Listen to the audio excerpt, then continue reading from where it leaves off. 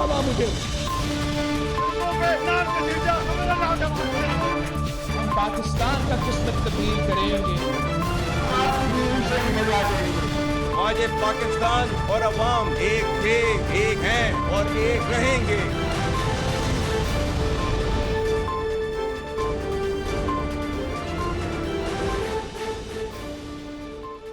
जी अस्सलाम वालेकुम। प्रोग्राम में आज भी वन पॉइंट एजेंडे एक ही मुद्दे के हवाले से बात करेंगे जो कि पाकिस्तान की भारत के खिलाफ एक अस्करी, ना सिर्फ अस्करी बल्कि मल्टी डोमेन जो बढ़तरी है हर एतबार से, चाहे वो जंग के मैदान में हो, चाहे सियासी महाज पे हो, चाहे सिफारती महाज पे हो, बयानिए के महाज पे हो, इंफॉर्मेशन वॉरफेयर के महाज पे हो, साइबर महाज पे हो, हर एतबार से पाकिस्तान ने भारत को जिस तरह से चारों शाने चित किया है उसकी गूंज ना सिर्फ आने वाले दिनों में अभी तक बरकरार है, आने वाले दिनों में भी बल्कि आने वाले सालों तक बरकरार रहेगी। दुनिया आहिस्ता आहिस्ता रियलाइज़ कर रही है और उसको एडमिट भी कर रही है, इसका एडमिशन भी कर रही है कि पाकिस्तान ने कितने भरपूर अंदाज से भारत को चारों शाने चित किया है। पाकिस्तान ने भारत को जो ज़बरदस्त चेकमेट दिया है और जो किंग्स गैम्बिट प्ले किया है आलमी बसात पे, ना सिर्फ आलमी बसात पे बल्कि पाकिस्तान और भारत के दरमियान जो एक देरीना बिसात है उस पर पाकिस्तान ने भारत को चेकमेट करने के साथ साथ किंग्स गैम्बिट प्ले करके हराया है। सो इसका एतराफ़ और इसका एतबार और इसका जो चर्चा है वो इस वक्त आलमी दुनिया कर रही है। ना सिर्फ आलमी ताकतें, आलमी ममालिक बल्कि आलमी मीडिया भी इस पर आहिस्ता आहिस्ता आगे से आगे बढ़ रहा है और जितना वो लिख रहा है, जितना वो बात कर रहा है, पाकिस्तान की बढ़तरी को मज़ीद से मज़ीद तस्लीम करता जा रहा है। एक बार फिर आज अमेरिकन प्रेसिडेंट ट्रंप ने, जो कि सऊदी अरब के मशरक़ वस्ता के दौरे पर हैं, खलीजी ममालिक के दौरे पे हैं, उन्होंने पाकिस्तान और भारत के दरमियान जंगबंदी की तारीफ़ की है और इसको मज़ीद आगे बढ़ाने की बात की है और कहा है कि इट वुड बी नाइस कि अगर पाकिस्तान और भारत को डिनर की टेबल पर लाया जाए तो क्या ऐसा कर पाएंगे सदर ट्रंप? क्या भारत पाकिस्तान के साथ खाने की, इशाइये की मेज़ पे इकट्ठा हो सकेगा? सिर्फ यही नहीं, आलमी मीडिया का अगर आप मुतालिया करें तो रोज़ाना की बुनियाद पे पाकिस्तान की तारीफ़ों के अंबार लगे हुए हैं। अब पाकिस्तान के लिए चैलेंज यहाँ पे जो है वो ये है, दो एतबार से है कम से कम मेरे नज़दीक, कि एक तो मसला कश्मीर जो आलमी फ्लैश पॉइंट बन गया है उसको बरकरार रखें और उसको नौचअप करें। दूसरा, इस वक्त जो पाकिस्तान ने हर एतबार से अपनी बढ़तरी साबित की है उसको मेंटेन एंड सस्टेन कैसे किया जा सकता है। इन्हीं मामलात पे, इन्हीं सवालात के जवाब लेने की आज प्रोग्राम में कोशिश करेंगे। सब बात करेंगे PMLN के सीनियर मरकज़ी सरकर्दा रहनुमा हैं, पॉलिसी मेकर्स में से एक हैं PMLN के, हुकूमत इनकी पॉलिसीज़ पे चलती है। सेनेट में पार्लियामेंट्री लीडर हैं जनाब सेंटर इरफान सिद्दीकी साहब। अस्सलाम वालेकुम सेंटर इरफान सिद्दीकी साहब, बहुत शुक्रिया प्रोग्राम की लबक देने पे। जो पाकिस्तान ने अपनी बेहतरीन बढ़तरी मनवाई है भारत के मुकाबले पे, सवाल ये है कि इसको मेनटेन और सस्टेन कैसे किया जा सकता है आपके नज़दीक? बहुत शुक्रिया गरीदा, आपने माशाअल्लाह बड़ी तफसील के साथ तमहीदी अपनी स्टेटमेंट के अंदर सूरत हाल का तमाम ज़ावियों से जायज़ा लिया है और इस चीज़ को इस्टेब्लिश किया है, जिसको मेरा ख्याल है अब हम इस्टेब्लिश करें या ना करें, दुनिया सारी कह रही है और ज़ुबान हाल से कह रही है। पाकिस्तान की बर्तरी की बातें हो रही हैं, अस्करी मैदान में हो रही हैं, जैसा कि आपने कहा सियासी बहुत बड़ी फ़तह है हमारी और हमारी बहुत बड़ी सफारती फ़तह भी है दूसरे तमाम महाज़ों से हट के। देखिए, अवली बात तो ये है कि पहलगाम में एक वाक़या होता है, उस वाक़े की तहकीकात के बारे में हमारे वज़ीर आज़म बयान देते हैं, स्टेटमेंट देते हैं कि भाई किसी भी सतह की किसी भी फोरम पे इसकी गैर जानिबदाराना तहकीकात करा लें कि इसके असबाब क्या है, मुहर्रिकात क्या हैं, पाकिस्तान का कोई रोल है इसमें या नहीं है। लेकिन एक यकतरफा यलगार कर दी गई। यूँ लगता है कि जैसे एक बीज बोया गया, उसको पानी दिया गया और फिर 7 दिनों के अंदर अंदर, कुछ दिनों के अंदर अंदर जंग की एक फसल उगा दी गई। ये तय कर लिया गया कि ये पाकिस्तान ने किया था और हम पाकिस्तान को। सर, आपके जवाब को आगे बढ़ाने के लिए कल भारत ने एडमिट किया है। जी हाँ, भारत ने एडमिट भी किया है, लेकिन मैं ये कह रहा हूँ कि फिर उसको जवाज़ बना के आप एक जंगी मुहिम जुनून पैदा करते हैं अपनी कौम के अंदर भी और फिर अपने इंतखाब करते हैं महाज का, दिन का, वक्त का, हथियारों का, अहदाफ का और चढ़ दौड़ते हैं पाकिस्तान के ऊपर। पाकिस्तान रिटेलिएट नहीं करता, पाकिस्तान सब्र से उस हद तक करता है कि अपनी सरजमीन का दिफा करे और आप इधर का रुख ना कर सके। इसके अलावा पाकिस्तान कोई आपकी सरहदों के अंदर जाके या आपके असासों के ऊपर हमले करने की कोई प्लानिंग नहीं है, लेकिन आप जारी रखते हैं। बिलाखिर हमने कोई ढके छुपे हमला नहीं किया, हमने तो तुलुए आफ्ताब से ज़रा पहले फजर की अजानें हो रही थी जब हमने अपने इस जिहाद का, इस बुनियाने मरसूस का आगाज़ किया, और पूरी तरह बता के किया कि अब तुम बाज नहीं आ रहे हो, हम अब इसका बदला लेने जा रहे हैं। और बदले की हद तक बात चली गई, और फिर उसकी दुनिया ने देखा, भारत खुद अचंभे में रह गया कि ये हमारे साथ क्या हो रहा है। आप गरीदा अंदाज़ा लगा सकते हैं कि पलक झपकने में अगर किसी एयरफोर्स के 5-6 तैयारे जिन पे उन पर बड़ा नाज है वो ज़मीन पे आ गिरते हैं, ज़मीन बोस हो जाते हैं, मलबे का ढेर बन जाते हैं, तो वो उसका मोराल कहाँ जाएगा। सो पाकिस्तान की एक बहुत बड़ी फतह है, इसके पीछे बिल्कुल पाकिस्तान के अवाम है। अल्लाह ताला का फजल व करम तो सबसे ऊपर होता है, मुसल्लह अफवाज की कारकर्दगी है, उनकी पेशावराना महारत है, उनका मुजाहिदाना जज्बा है, पॉलिटिकल लीडरशिप का रोल है जो उन्होंने पूरी बहुत से अपने दोस्तों को मुजतमे किया। भारत तो बिल्कुल अकेला रह गया। आपने देखा है कि कोई मुल्क भी भारत के साथ खड़ा नहीं था, ना उसके बयानिए में, ना पहलगाम के झूठ में, ना उसके हमले में, ना उसकी यलगार में, ना पाकिस्तान के ऊपर इल्जामात के हवाले से। वो यक्का व तन्हा रहा है शुरू, आज भी यक्का व तन्हा है। बिल्कुल हमारे साथ हमारे दोस्त खड़े रहे हैं इसलिए कि हम हक पे थे। तो जो आपका सवाल ये है कि इंशाअल्लाह सस्टेनेबिलिटी की जो बात आपने की है कि क्या हम आइंदा हमारा जो दिफाई नज़रिया है वो जारहाना नहीं है। हमने, आपको पता है कि अगर एटमी धमाके भी किए और एटमी प्रोग्राम को भी परवान चढ़ाया तो भारतीय अज़ाइम के पेश नज़र, हमने मिसाइल प्रोग्राम में गए हैं तो भारत ने पहल की तो हम गए हैं। बिल्कुल। तो जितने भी हमारे दिफाई प्रोग्राम हैं वो एक दिफाई नौइयत ही के हैं और हम अब भी तैयार हैं। हम जंगजू कौम नहीं हैं, हम जंग का जनून रखने वाली कौम नहीं। बिल्कुल 65 में भी नहीं थे, 71 में भी नहीं थे। आजमाइशें आती रही और एक सिग्निफिकेंस है इसकी जो अब तक मेरा ख्याल है मीडिया के ऊपर इस चीज़ को नहीं हाईलाइट किया गया। मैं इसको देख रहा था कि हमने 71 की जंग लड़ी, हमने 65 की जंग लड़ी। इन दोनों जंगों में जो सिविल लीडरशिप है वो मौजूद नहीं थी। फौजी हुकूमतें थी और फौजी जर्नैल थे और उन्होंने अपने तौर पे जो मुनासिब समझा कर डाला। कौम ज़ाहिर है कि जब आजमाइश होती है तो उनके साथ खड़ी हो जाती है, लेकिन इस दफ़ा पॉलिटिकल गवर्नमेंट है। पहली जंग है जो पॉलिटिकल गवर्नमेंट की सरबराही में लड़ी गई है पाकिस्तान की तारीख की, और इस महारत से लड़ी गई है कि पॉलिटिकल और अस्करी सोच, पॉलिटिकल क़यादत, अस्करी क़यादत एक नज़रिए के तहत, एक सोच के तहत, एक स्ट्रेटजी के तहत, एक हिकमत अमली के तहत यकजान हैं और यकजान होकर एक कार्रवाई करते हैं। तो ये एक नया चैप्टर खुला है हमारी तारीख का, और इंशाल्लाह हम जारहियत नहीं करना चाहते, लेकिन अब भी अगर भारत को ये अंदाजा हो गया है बहुत अच्छी तरह, लेकिन अगर अब भी वो इस तरह के कोई अज़ाइम रखेगा तो उसके नताइज इंशाल्लाह मुख्तलिफ नहीं होंगे। सर ये सवाल मैं सर आगे जाके करना चाह रही थी, लेकिन चूंकि आपने ये छेड़ दिया है तस्करा तो चले यहीं पर कर लेते हैं, बिकॉज इसी के साथ कनेक्टेड मेरा सवाल है कि आपने जो जिक्र फरमाया है कि जो पोलिटिकल लीडरशिप इस वक्त मौजूद है, उसकी ओनरशिप मौजूद है या उसकी गाइडेंस मौजूद है। सो इस सारी पोलिटिकल लीडरशिप में, इस गवर्नमेंट में जो कि नवाज शरीफ की है, PMLN की है, शहबाज शरीफ उसके स्टीयरिंग व्हील पर मौजूद हैं, नवाज शरीफ खुद कहाँ गायब रहे, उनकी कमी बड़ी महसूस की गई, उस पे उस कमी को महसूस भी किया गया। की कमी आप नवाज शरीफ की कमी आपको महसूस नहीं होनी चाहिए थी। मेरा ख्याल ये है कि जो नहीं भी जानते कि भारत क्यों खुल के जंग आजमा नहीं हो सका, उन्हें मालूम है कि हमारे पास एक चीज़ है जिसको हम कहते हैं कि हम एटमी डेटरेंस जिसे कहते हैं, वो हमारे पास मौजूद है। इसके पीछे कौन है? इसके पीछे नवाज शरीफ मौजूद था। आपके JF-17, JF थंडर 17 जो फ़ज़ाओं में चलते रहे, उड़ते रहे, अपने वार करते रहे, उसके पीछे कौन है? नवाज शरीफ है। पाकिस्तान की जो तो पाकिस्तान फाइबर कह रही है कि इमरान खान ने ये तैयारे अपने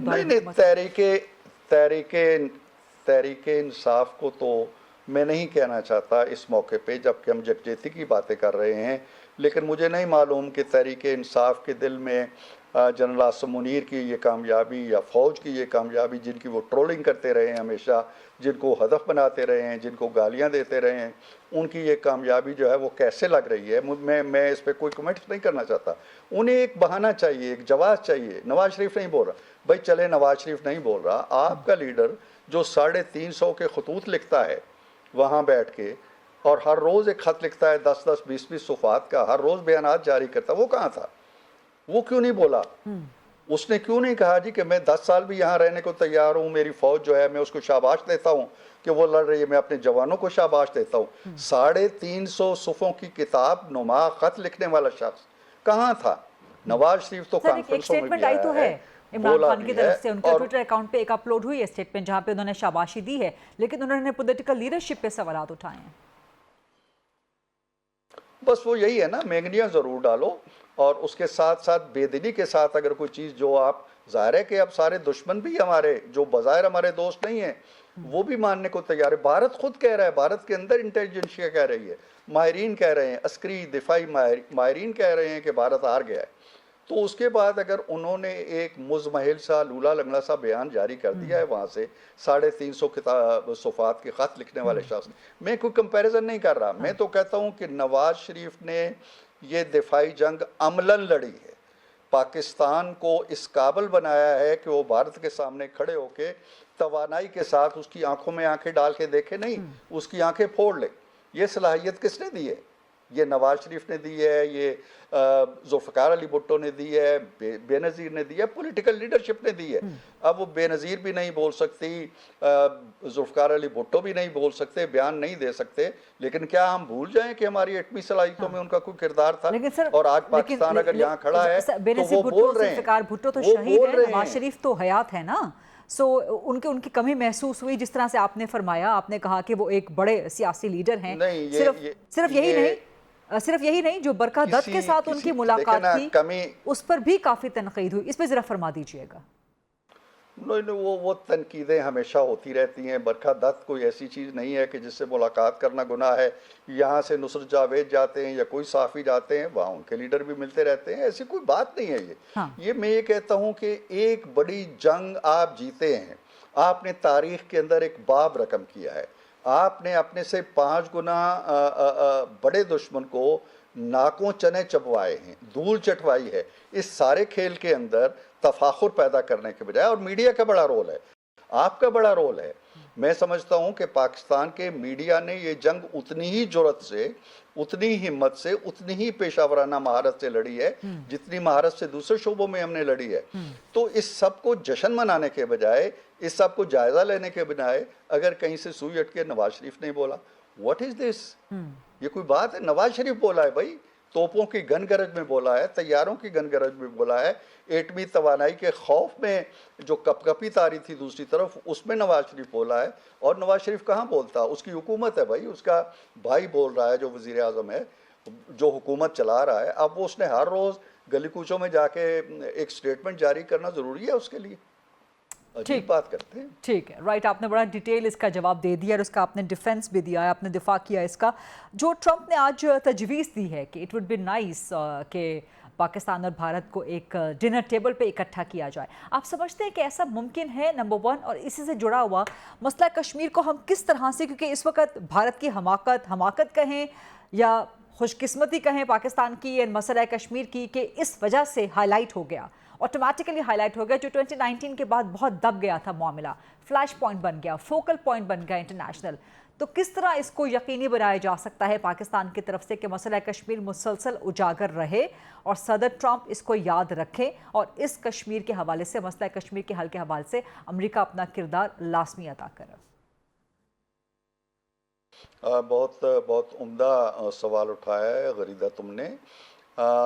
ये जंग, इसमें कितने तैयारे गिरे, किसके हवाई अड्डे को कितना नुकसान पहुंचा, कितने हमारे सिपाही, हमारे जांबाज शहीद हो गए, कितने बच्चे शहीद हो गए, कितने खातीन पे शहादत से हमकिनार हो गई, भारत का कितना नुकसान हुआ, ये चीज़ें मेरा ख्याल है थोड़ी सी पीछे चली जाएंगी कुछ वक्त के साथ साथ। लेकिन जिस चीज़ ने जन्म लिया है इस सारे खेल के अंदर से, इस सारी जंगो जदल के अंदर से, भारत की जंग आजमाई के अंदर से, वो कश्मीर का जिंदा होना है।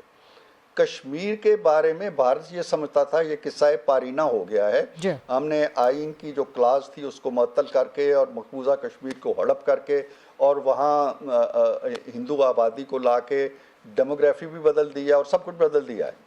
लेकिन अब ये पता चला जब अचानक ट्वीट आता है एक, क्योंकि अमेरिका का सदर ब्रीफिंग लेके बात करता है, उसे पता है कि टेंशन का हकीकी सबब क्या है। वो जानता है कि आज मैंने जंगबंदी करा दी तो जंगबंदी हो जाएगी, कल फिर जंग छिड़ेगी, परसों फिर जंग छिड़ेगी, इसलिए कि जंग का सबब मौजूद है। जब तक वो आतश फिशां का दहाना दहक रहा है, किसी वक्त भी जल्जला आएगा, किसी वक्त भी आतश फिशां फटेगा। लिहाजा जहाँ तक हमारा ताल्लुक है, हमने हमेशा मामलात को सुलझाने की कोशिश की है। अगर ट्रंप साहब इस सिलसिले में पेशरफ्त करते हैं, मसला कश्मीर के हल के लिए पानी का जो तनाज़ा नया खड़ा कर दिया है भारत ने, उसके लिए दहशतगर्दी के खात्मे के लिए इन कामन निकात के ऊपर अगर कोई ठोस पेशरफ्त उनकी तरफ से होती है तो पाकिस्तान तो उसका खैर मकदम करेगा। पाकिस्तान ने कभी ये नहीं चाहा, ये रुकावट पहले भी भारत की तरफ से आती रही है, अब भी भारत की तरफ से आएगी। लेकिन ये वो रवैया है हठधर्मी का कि मामलात को मुज़ाकरात से हल नहीं होने देना। जंग से उन्हें पता चल गया कि ये न ड्रोन से हल होता है, ना मिसाइल मार के हल होता है, न किसी और तरीके से हल होना है। ये मिल बैठ के हल होना है। और ट्रंप हो या दुनिया के कुछ दूसरे सीनियर रहनुमा हों, हमारे दोस्त ममालिक हों, वो मिल बैठे हैं। हमने मुज़ाकरात से इनकार नहीं किए हैं। भारत की हठधर्मी है जो इस मामले को दबाए रखता है। और मेरा ख्याल है कि अब उसे होश के नाखुन लेने चाहिए कि पाकिस्तान कोई तरन वाला नहीं है कि जिस पे मैं चढ़ दौड़ूंगा और जिस तरह इसराइल मजलूम गजा के साथ सलूक कर रहा है तो मैं पाकिस्तान को गजा बना दूंगा।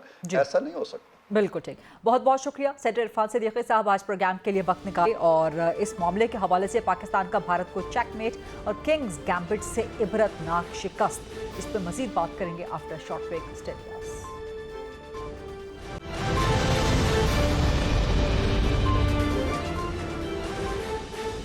Welcome back after the break. Pakistan ने भारत को जो चेकमेट दिया है, ना सिर्फ अस्करी महाज पे बल्कि हर एतबार से फुल डोमेन, फुल स्पेक्ट्रम जो पाकिस्तान ने अपनी बढ़तरी हासिल की है और जो किंग्स गैम्बिट जो बिसात पे हर लिहाज से हर एतबार की बिसात पे जो किंग्स गैम्बिट की इबरतनाक शिकस्त भारत को दी है। What next from here now for Pakistan. अब पाकिस्तान इस चीज़ को मेंटेन एंड सस्टेन कैसे कर सकता है, इसी मामले से डिबेट को मजीद आगे बढ़ाएंगे। मेरे साथ मौजूद हैं मेरे चंद रिटायर्ड तारिक रशीद साहब, सीनियर दिफाई तज्जियाकार हैं, और एडवोकेट फैसल चौधरी साहब, वकील हैं, बानी PTI के, पाकिस्तान तहरीक इंसाफ के सीनियर रहनुमा हैं, सियासतदान है, कानूनदान है। I start with you general Tariq Rashid साहब, आपको क्या लगता है कि पाकिस्तान अब यहाँ से इस ये जो डोमिनेंस हमने हासिल की है इसको मेंटेन एंड सस्टेन एंड जो हमने मल्टी डोमेन बढ़तरी हासिल की है डोमिनेंस, इसको कैसे मेंटेन एंड सस्टेन कर सकता है? देखिए बड़ा अच्छा आपने लफ्ज़ इस्तेमाल किया चेकमेट। ये वाकई एक चेकमेट थी कि 3 दिन के अंदर पाकिस्तान की लीडरशिप ने, चाहे उसे आप पॉलिटिकल लीडरशिप कहें या मिलिट्री लीडरशिप कहें, 3 दिन में उनको चेकमेट दी और चारों शाने चित कर दिया और ख़ुद भागे भागे 4-5 मुल्कों के पास गए और कहा कि भारत वाले खुद गए, जिसमें सबसे पहले अमेरिका के पास, फिर सऊदी अरेबिया के पास गए, टर्की के पास गए, चाइना के पास भी गए और ईरान से भी बातचीत की। और ईरान और सऊदी अरेबिया के जो वज़ीर ख़ारजा या डिप्टी वज़ीर ख़ारजा वहाँ विजिट भी करके आए कि जी बचाएं हमें, कम करें। बट वो चेकमेट के बाद भी बस ये वही है ना कि रस्सी जल गई बट बल नहीं गया। और मीडिया पे कर रहे हैं, मतलब वो समझते हैं कि ड्रामा चल रहा है। जैसे उनके chief of army staff Manoj परवाने साहब ने कहा, मनोज साहब ने, कि एक्स आर्मी चीफ ने, कि जंग कोई बॉलीवुड की फिल्म नहीं है। जंग की रियलिटीज बड़ी डिफरेंट हैं। जंग की रियलिटीज उनसे पूछें जिनके घर वाले इसमें मारे जाते हैं, बिल्कुल, और ये मुल्कों की तबाही और बर्बादी का बायस बन जाता है। तो उन्होंने ये भी कहा कि अगर कश्मीर का इशू है, बिल्कुल है, इसको दोनों मुल्कों को बातचीत से हल करना चाहिए। तो जो समझदार लोग हैं, पढ़े लिखे हैं, जिन्हें समझ आए, जिनकी ग्रूमिंग हुई है, जो ट्रेनिंग से कर यहाँ पहुंचे थे चीफ ऑफ आर्मी स्टाफ, वो तो ये बातें कर रहे हैं और अपोजिशन भी यही कह रही है। बट ये जो है खसियानी बिल्ली खंबा नोचे बेवकूफ जो है मोदी, वो आदमपुर बेस पे भी चला गया और अनाउंस हुआ 3 घंटे का विजिट है और 30-35 मिनट में वापस आ गए, कट शॉर्ट करके वापस आ गए। और किसी इंटरनेशनल मीडिया को जरूरत नहीं कि साथ ले जाने की, और पिक्चर फोटोशॉप करें 2019 की जब ये लिए थे। भाई ब्राह्मोस की साइड में एक तो लॉन्चर होता है, एक रडार भी होता है, और कमांड पोस्ट होती है। सिर्फ एक चीज नहीं है, ये कॉम्बिनेशन मिला के बनता है। तो लॉन्चर के आगे खड़ो के क्या शो कर रहे हैं आप, और वो भी पिछला 2019 का।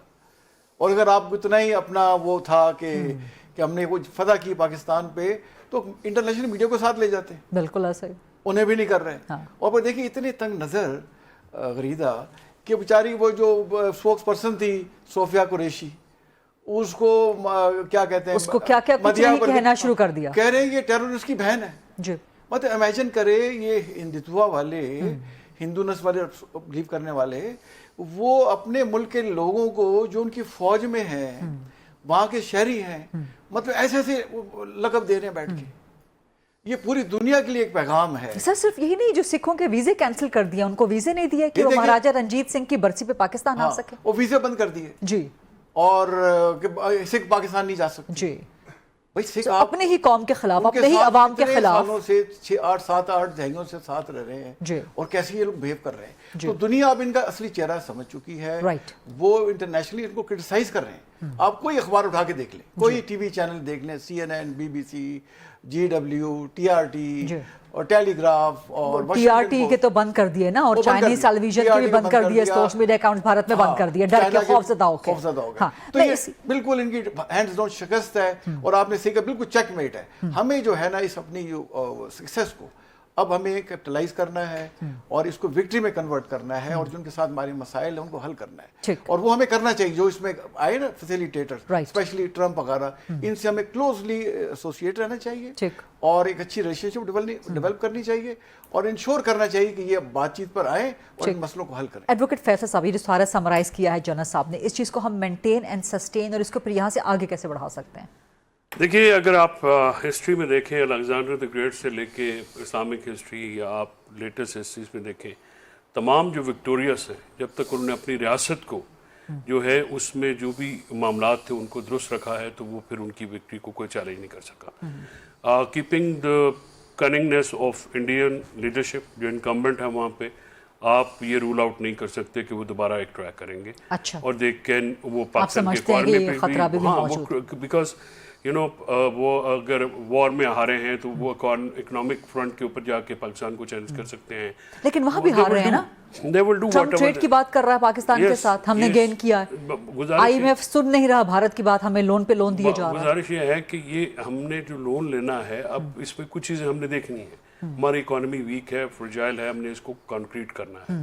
जैसे इस सक्सेस को जनरल साहब ने बिल्कुल ठीक कहा कि विक्ट्री में आपने कन्वर्ट करना है, तो सबसे पहले तो आपको ये बड़ा गोल्डन मौका होता है। देखिए, जिस तरह से इंडिया की डिफीट हुई, जिस तरह से हमारी नेशन जीती है, फौज जीती है, जिस तरह से ये हमारे शहदा ने कुर्बानियाँ दी हैं, सिविलियंस और यूनिफॉर्म में, और 7 साल का बच्चा हमारा शहीद हुआ है ज़रा, तो इर्तज़ा जो है, तो गुजारिश ये है कि ऐसी कुर्बानियों से नेशंस बनती हैं। अब हमें जो भी इफेक्टिव मुल्क है, देखिए, अगर वो आइन और कानून के मुताबिक चलेगा, वहाँ पे निज़ाम अदल होगा, वहाँ पे इफेक्टिवली लोगों के हकूक़ जो हैं वो गार्ड होंगे, सेफ गार्ड होंगे, तो फिर वो मुल्क आगे जाता है। So it's I think first step और बहुत बड़ा लीप है। पहली दफ़ा आपने जो आप देखें कि पिछले 2-3 साल में एक मुसलसल हमें डिवाइड नज़र आ रही थी, बट मोदी के जो ये जो उसने किया है, इससे हमारी जो नेशन है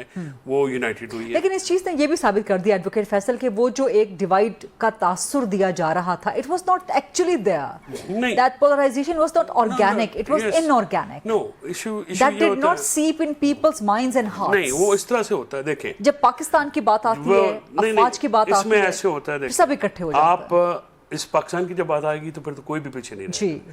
जी, इसलिए कि कोई पोलराइजेशन नहीं है ना। वो फौज भी तो आवाम से है ना, आवाम फौज से है। हम फौज हमारे बच्चे हैं, हमारे हमारे में से हैं। बिल्कुल जी। गुजारिश ये है कि, और हम जेल वालों को तो बहुत, मैं यही कहने लगी थी कि आपका तो इलाका है, बिल्कुल हमारा इलाका है। गुजारिश ये है जी, मार्शल लैंड है जी। गुजारिश ये है जी कि फौज से आपको तवक्को होती है दलेरी की, डॉक्टर से तवक्को होती है शिफा की, वकील से आपको तवक्को होती है जहानत की, जिस दलेरी से हमारे और इंसाफ और कानून की गुफ्तगू की, हाँ, जिससे आपको ये जिस दलेरी से हमारी फौज ने इसको कहा है, 4 दिन तो उन्होंने किया ना जी। तो ऑपरेशन सुबह 10 बजे लॉन्च हुआ, शाम को 5 बजे कंक्लूड हुआ सीज फायर के ऊपर। उन लोगों पे जो पहले कहते थे कि हमारा इससे कोई ताल्लुक नहीं है, इट्स देयर वॉर।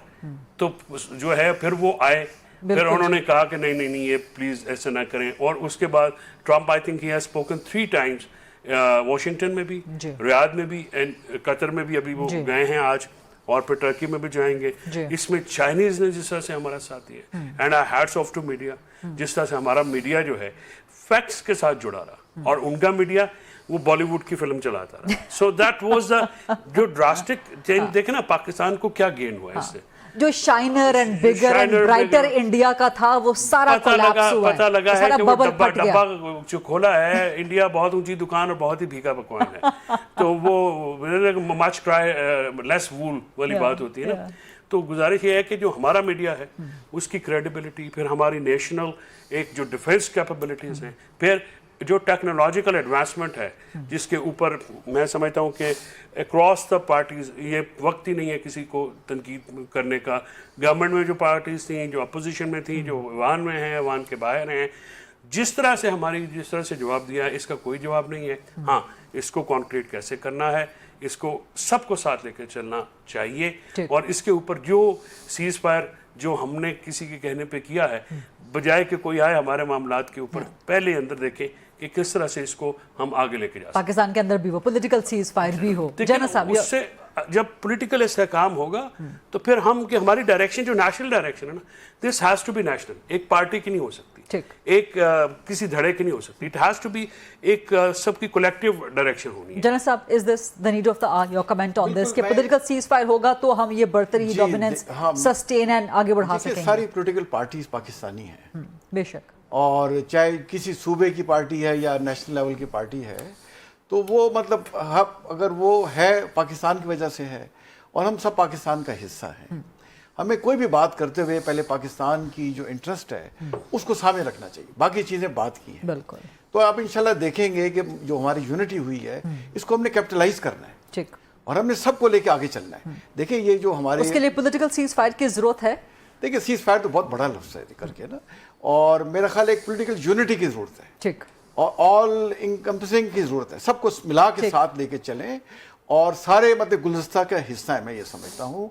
और सारे मुल्क वतन, जब देखे पाकिस्तान की बात आई सारे खड़े हो गए, ना सिर्फ जो है हमारे जैसे ये मुस्लिम मेजॉरिटी कंट्री है जो हमारे साथ हिंदुस्तान रहने, हिंदू लोग रह रहे हैं, क्रिश्चियन रह रहे हैं, जो भी माइनॉरिटीज हैं, वो बढ़ चढ़ के हिस्सा ले रहे हैं पाकिस्तान की सॉलिडेरिटी और उसके दिफा, खासतौर पे नौजवान सर, नौजवानों को बहुत ये जंग जीतने में डिफाइनिंग मोमेंट है and once in a lifetime opportunities है कि हमारे हम पेटी जो इंटरेस्ट हैं उनको छोड़ के बड़े बिगर। आप समझते हैं सर, एक तो 10 मई से पहले का पाकिस्तान था, एक 10 मई के बाद का पाकिस्तान, रियलिटीज बहुत तब्दील हो चुकी है। और इस दफा 10 मई के बाद की बात यह है कि आपको अल्लाह ने विक्ट्री दी है जी, सक्सेस दी है। सर रियलिटीज तब्दील हो गई हैं 10 मई 2025 और इस दफा दुनिया आपके साथ खड़ी हुई है, वो अप्रिशिएट कर रही है, और आपको मतलब हैरानगी से देख रही है कि भाई हम इंडिया को इतनी ज्यादा हवा में उसको बनाया हुआ था, और ये उससे 6 गुना छोटा मुल्क और चारों शाने चित कर दिया। सर चौथी बड़ी मिलिट्री ताकत, और हम 10वीं या 12वीं मिलिट्री ताकत है दुनिया भर में। नहीं, मिलिट्री ताकत के हिसाब से तो दुनिया कहती थी कि पाकिस्तान की फौज नंबर 1 है, ये तो बात मानती थी, और अब देखिए उन्होंने प्रूव भी कर दिया। हमें ये करना चाहिए कि जब बातचीत हो, जब हमारे नेशनल सिक्योरिटी एडवाइजर मिले, अब नेक्स्ट यही है। तो मैं एक तो डीजीएमओस की जो बात हुई है, डीजीएमओस तो देखिए आप उसमें किसी वक्त बात कर सकते हैं, वो तो हॉटलाइन लगी रहती है, और वो ऑपरेशन लेवल पे बातचीत होती है। ये ऑपरेशन से बढ़ के बात होगी, स्ट्रेटेजिक लेवल पे बात होगी, और वो करेंगे हमारे नेशनल सिक्योरिटी एडवाइजर। तो वो मैं उन्हें पर्सनली जानता हूँ, और एक बड़ी अच्छी बात ये कि इस वक्त सिटिंग DGISI है, और वो सोर्ड ऑफ ऑनर है पाकिस्तान मिलिट्री अकेडमी के, आज़ादी शमशीर मिली हुई है, उनके वालिद भी सोर्ड ऑफ ऑनर हैं, वो सेंडर्स के हैं। तो मैं इन्हें बड़ा क्लोजली जानता हूँ, हम इकट्ठे रहे हुए हैं। ये मतलब one of the best officer whom you Pakistan could be proud of, ये इनका रिकॉर्ड रहा है, और ये हैं। तो जब ये बातचीत करेंगे आप देखेंगे कि रास्ते निकलेंगे, और हमें मिलजुल के रास्ते अमन के निकालने चाहिए, इलाके की तरक्की के निकालने रास्ते निकलेंगे। यही मेरा अगला सवाल था, लेकिन एक ब्रेक के बाद कि मसला कश्मीर को अब मजीद एग्रेसिवली उजागर करने के नागरिक नहीं, बल्कि वो अलाइव रहे, ना सिर्फ पाकिस्तान की सतह बल्कि बैन अक़वामी सतह पर भी, इस पर मजीद क्या करना होगा। और जो ट्रंप ने कहा है कि पाकिस्तान भारत को डिनर टेबल पे, इस पर क्या हो सकता है, सवाल करेंगे after short break. Stay with अस।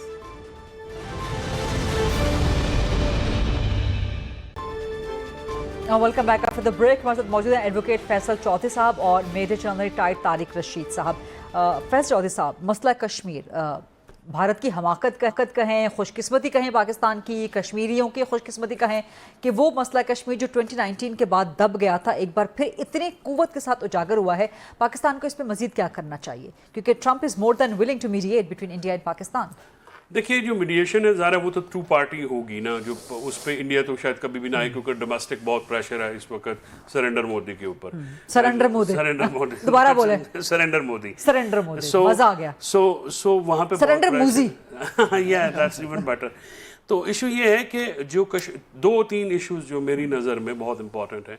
कश्मीर का इशू है जो कि बहुत हाईलाइट हुआ है, और अब दुनिया ने ये समझ लिया है कि दोनों न्यूक्लियर पावर्स हैं, और कश्मीर अगर रिजॉल्व नहीं हुआ तो दोबारा कभी भी ये मामला छिड़ सकता है। So it's better to avoid. और एक होती है ना, लक भी होती है इंटरनेशनल वर्ल्ड में, एंटी वॉर लीडरशिप है इस वक्त। अमेरिका जो है, जाहिर है ट्रंप जो है, इसे इसके ट्रेड वॉर होनी चाहिए, तो he is anti war. After all is a businessman and Trump is becoming Indus water treaty, coming out as a peace president. Yes, Indus water treaty जो है, that is also very important, because उसकी वजह है कि पानी is life. अगर वो हमारे नहीं करेंगे, या वो वहां पे तो ये कहेंगे कि हम पानी बंद रख सकते, they can not do that. So हमारी डिप्लोमेसी हमारी कामयाब हुई है। आई मस्ट से कि जो हमारे हाई कमिश्नर थे हैं जो यूके में, and our ambassador in US, तो both came in the international media, और जिस तरह से उन्होंने मतलब डोमेस्टिकली हमारी ISPR और एयरफोर्स और नेवी की जो वो मुश्तरका थी प्रेस ब्रीफिंग्स, जो कि फिर फॉलो हुई वहाँ पे। पहले वहाँ पे तो आई थिंक कर्नल रैंक की वो लड़कियां थी जो उनको लाए, फिर नहीं it's too serious a business, फिर 3 स्टार्स वहाँ पे भी आए। हमारे यहाँ पे पहले दिन से सीरियसनेस का अंदाजा था। सो जिस तरह से ग्राफिक्स, जिस तरह से हमारे कोऑर्डिनेट्स, इवन जो कौन सा प्लेन कहाँ पे हिट हुआ वो बताना। सो रफाल के अंदर की रिकॉर्डिंग्स हमने चलवा दी, इससे बढ़ के क्या था। और सो वहाँ पे जो डिप्लोमेटिकली एंगेज हुए, आई मस्ट से कि जो हमारी वहाँ पे कोर बैठी हुई है, फॉरेन ऑफिस को कमेंट करना चाहिए। मल्टीफेसेटेड हमारी सब चीजें बिल्कुल टॉप नॉच थी, और जिस तरह से एक कोऑर्डिनेटेड एफर्ट हुई है, that hats off to everybody. I mean, I will not कहेंगे कि किसी को कम या किसी को ज्यादा, इट्स टू एवरीबॉडी। पाकिस्तान की जो फॉरेन ऑफिस है, पाकिस्तान के डिप्लोमेट्स हैं, पाकिस्तान की फौज है, पाकिस्तान की नेशन है, और शहदा जो हैं सबसे ज्यादा, सिविलियन भी सबसे और हमारे जवान सबसे बढ़ के जी, सबसे बढ़ के उनकी जितनी भी तारीफ की जाए कम है। और यही वो मौका है जब आपको नेशनल यूनिटी बनानी है, और कश्मीर, और ये एक लॉन्ग टर्म मामला है। जैसे मैंने पहले कहा कि मोदी से आप कुछ भी एक्सपेक्ट कर सकते हैं, तो we have to be united, we have to be very focused, because eastern border पे तो करेंगे, हो सकता है वेस्टर्न बॉर्डर में जैसे वो पैसे लगा के पहले भी करते हैं, so they may attempt from there and sandwich करने की कोशिश करें। We all have to be one. General साहब, आपका क्विक कमेंट इस पे कि कश्मीर उजागर हो गया है, इसको अलाइव, सस्टेन और मजीद एग्रेसिवली परस्यू करने के लिए ना सिर्फ डोमेस्टिक फ्रंट पे बल्कि इंटरनेशनल फ्रंट पे भी, और ये क्या ये मुमकिन है कि ट्रंप ले आए पाकिस्तान भारत को एक डिनर टेबल पे? मेरे ख्याल ये मौका आ सकता है। अच्छा, हाँ, और ट्रंप भी जो है ना, मतलब he is a master of the possibility, और वो ये मेरे ख्याल बात हो सकती है, कोई ऐसी बात। देखिए, हम एक दूसरे के हमसाए हैं, और neighbours can not be changed. बिल्कुल, सिर्फ लीडरशिप की बात है। हमारे यहाँ लीडरशिप तो बातचीत के लिए तैयार है, और उनके भी काफ़ी सारे लोग बातचीत के लिए तैयार हैं। सिर्फ मोदी है बीच में से एक जाहिल और अनपढ़ सा, और एक बड़ा एक्सट्रीमिस्ट जो है ना, हिंदूनेस, उसके तहत, और बड़ा तंग नजरी, और अपने आप को अमर करना चाह रहे थे। He need to be realized. Dressing उनकी हो चुकी है। थोड़ा सा ट्रम्प ने और सऊदी अरेबिया ने अगर प्रेशर डाला ना इन पे, थोड़ा सा टेंजिबल टर्म्स में, कि आप मान जाए, वरना फिर हम ये कर सकते हैं आपके साथ, तो इसका बड़ा फर्क पड़ेगा। और अब इंडिया को ये भी रियलाइज हो गया है कि चाइना पाकिस्तान के साथ खड़ा है। अगर फ्यूचर में जंग होती है तो ये इंडिया जो है ये जंग लड़ेगा। चाइना तो वेस्ट में भी सर हो गया रियलाइज, जी रियलाइज हो गया कि चाइना जो है वो स्पिरिट टेक्नोलॉजी। तो अब अगर ये जो हम बात करते हैं ना, देखिए जो बात कर रहे थे फैसल साहब कि पॉसिबिलिटी तो रहती है, बिकॉज उनकी कैपेबिलिटी है, इतनी बड़ी फौज है दुनिया की। तो और दूसरा होता है कि फिर रिजॉल्व, और इसके क्या, मैं समझता हूँ कि उनमें रिजॉल्व की भी कमी है। और जैसे अभी हम बात कर रहे हैं कि चाइना खुल के सामने, अब तो मोरल बर्बाद होकर रह गया सर इंडियन सेना का, भारतीय सेना का। इससे ज्यादा क्या करेंगे? सारे अपने जहाज तो ग्राउंड कर दिए, अब दोबारा उनको एयर लाने के लिए टाइम लगेगा उनको, राइट। और फिर उन्हें पता है कि अगली वॉर अगर हमने की तो चाइना इनके साथ खड़ा हुआ है। ठीक सर, टाइम मेरे पास खत्म हो चुका है, सॉरी आपको कट शॉर्ट करने के लिए। बहुत शुक्रिया चंद तारिक रशीद साहब, एडवोकेट फैसल चौधरी साहब। व्हाट अ जबरदस्त किस्म की डिस्कशन वी हैड इट। खत्म करने का करता, लेकिन ये डिस्कशन चलती रहेगी। That's a rap for today. I will see you tomorrow इंशाल्लाह 8 o'clock ऑन GTV। अल्लाह हाफिज़।